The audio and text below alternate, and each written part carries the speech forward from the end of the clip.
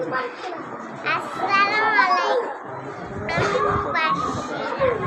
আমি একটা সঙ্গী।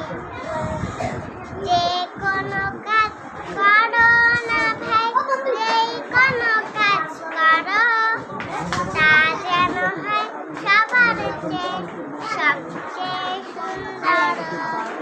যে কোনো কাজ করো না ভাই, যেই কোনো কাজ করো, তা যেন হয় সবার চেয়ে সবচেয়ে সুন্দর। হোক না সেটা পড়ালেখা, রঙের ভাষায় ছবি আঁকা, হোক না সেটা